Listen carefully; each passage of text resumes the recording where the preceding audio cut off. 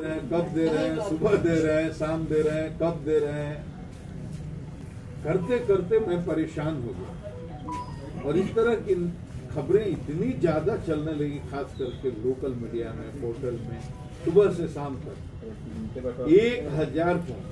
मैं सिर्फ इतना ही कहूंगा, 34 साल की सेवा अवधि पूर्ण की है और 34 साल की सेवा अवधि में ध्यान से सुनिएगा, किसी भी दल का कोई भी नेता, चाहे वो गांव के स्तर का हो या प्रांत के स्तर का हो या राष्ट्र के स्तर का हो, वो अगर मुझे एक मेरी गलती बता दे, निकाल दे, मेरी निष्पक्षता पर उंगली उठा दे, जितने बिहार 34 साल में चुनाव हुए मैंने कराया है और 34 साल में अधिकांश समय मैं फील्ड में रहा, कोई भी आदमी बता दे कि कहीं भी मैंने पूर्वाग्रह से ग्रसित होकर के किसी व्यक्ति को या किसी दल विशेष को लाभ पहुंचाने की कोशिश की या नुकसान पहुंचाने की कोशिश की, आज तक किसी भी दल के, किसी भी स्तर के, किसी भी नेता ने मेरी निष्पक्षता को उंगली नहीं उठाई।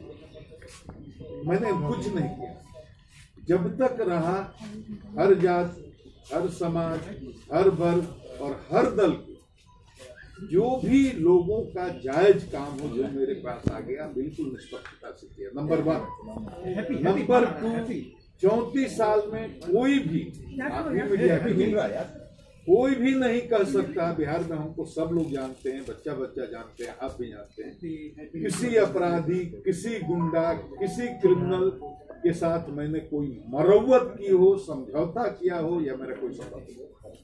सब कहर बन के टूटा। जितने भी बदमाश, गुंडे, मवाली, चोर, हत्यारे, अपहरण कर, जो भी अपराधी किस्म के आदमी है, 50 से अधिक मुठभेड़े हमने की, 40 से अधिक तो केवल बेगूसराय में, और भी जहां जहां मैं रहा, रांची में सीनियरिटी रहा, जहानाबाद में रहा, कहीं कोई नहीं कह सकता है कि कोई जात देख करके, दल देख करके या धर्म देख करके या किसी तरह के पूर्वाग्रह से प्रेरित होकर के एक निर्दोष आदमी को अपनी जानकारी में मैंने जेल भेजा या कोई इस तरह का काम किया। तो जीवन भर 34 वर्ष जो आदमी पूरी तरह से ईमानदारी और निष्पक्षता के साथ काम किया, उस पर अब सवाल उठाते हैं, जो आप मेरे से कर रहे थे, और सबके मन में सवाल होगा और मीडिया पर बहुत लोग, तरह तरह के लोग ट्रोल कर रहे हैं या करेंगे, कर भी रहे हैं। उनको मेरा एक ही जवाब है कि जब तक मैं डीजीपी था, मैंने डीजीपी का काम किया।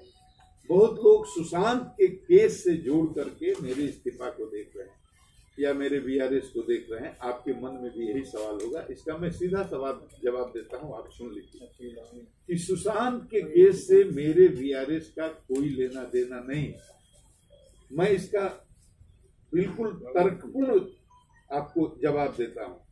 सुशांत के साथ जो भी मुंबई में हुआ और उसका बूढ़ा बीमार लाचार बाप यहाँ रहता है, और मैंने उस हताश निराश बूढ़े बाप, जो मुंबई पुलिस के अनुसंधान से बिल्कुल ही हताश था, निराश था और उसको न्याय की उम्मीद नहीं थी, वो मेरे यहाँ आता है।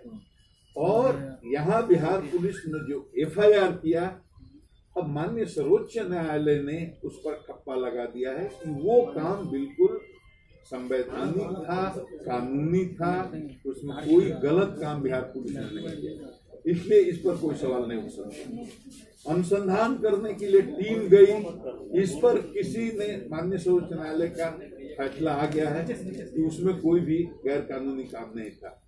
मेरी अनुशंसा पर बिहार सरकार ने सुशांत वाले मामले को जो सीबीआई को सौंप दिया, उस पर भी हल्ला हुआ कि अधिकार ही नहीं है।